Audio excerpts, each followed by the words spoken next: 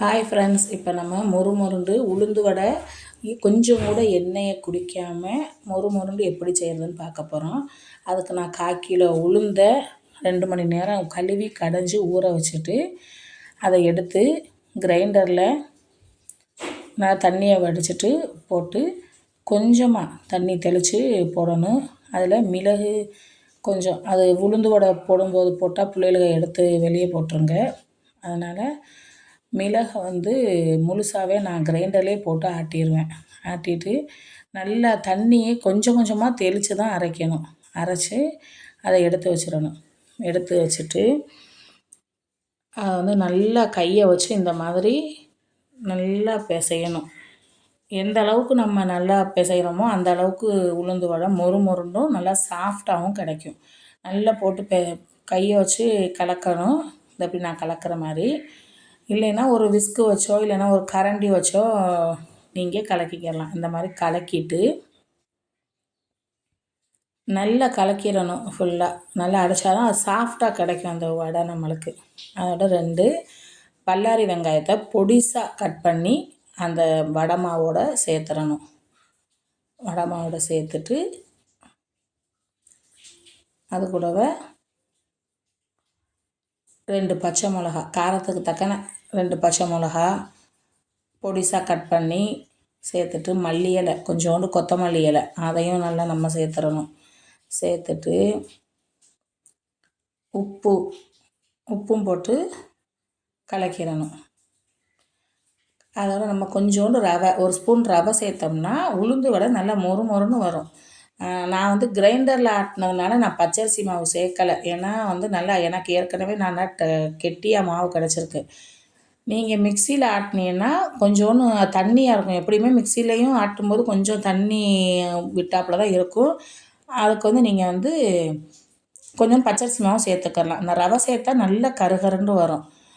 அதோட ஒரு சட்டி, பொரிக்க சட்டி அடுப்பில் வச்சு அதில் எண்ணெயை ஊற்றிடணும்.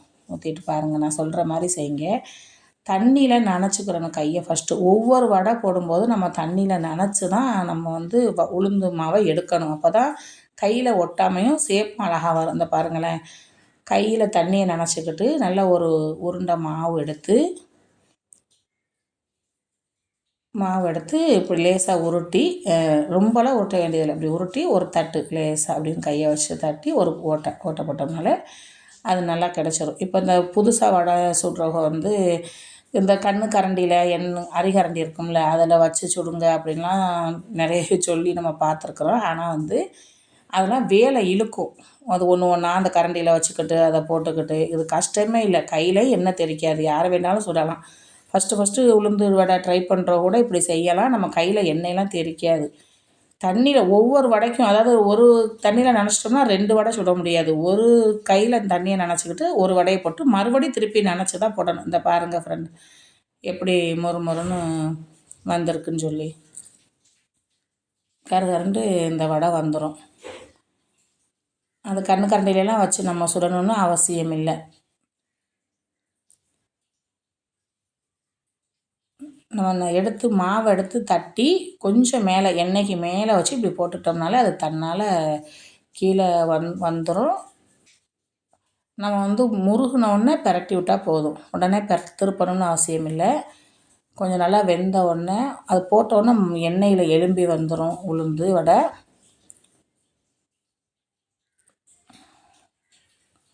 அது எலும்பி வந்தோடனே நம்ம திருப்பி விட்டால் போதும். நம்ம உடனே திருப்பக்கூடாது.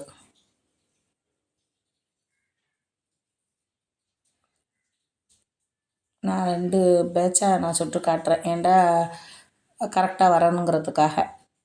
சில பேருக்கு அந்த சேப்பு வராது, தண்ணியில் நனைக்காதனால தான் அந்த மாதிரி வராது, கையில் ஒட்டிக்கிறோம். ஒவ்வொரு வடை சுடும்போது நம்ம கையில் நனைச்சிக்கிறணும் தண்ணியை. நான் 1/4 கிலோ உளுந்து போட்டேன். எனக்கு ஒரு 30 வடை கிடச்சிச்சு. 1/4 கிலோவுக்கு 30 வடை கிடைக்கும்.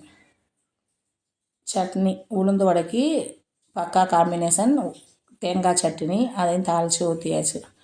இப்போ பாருங்கள் ஃப்ரெண்ட், நான் பிச்சு காட்டுறேன் எப்படி மொறுண்டு. எண்ணெயை சுத்தமாக கொஞ்சம் கூட எண்ணெய் குடிக்கவே இல்லை வடை. இந்த மாதிரி நம்ம ட்ரை பண்ணி போட்டோம்னா எண்ணெயும் குடிக்காது, மொறுன்னு வடை நல்லாவும் இருக்கும், சாஃப்டாகவும் இருக்கும், மொறுன்னு இருக்கும்.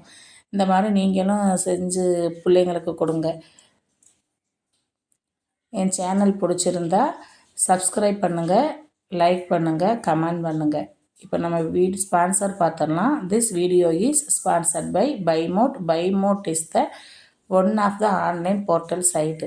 பைமோட் மூலமாக ஆன்லைனில் பொருள்களை வாங்கி நாம் பயன்பெறுவோம். Thank you friends.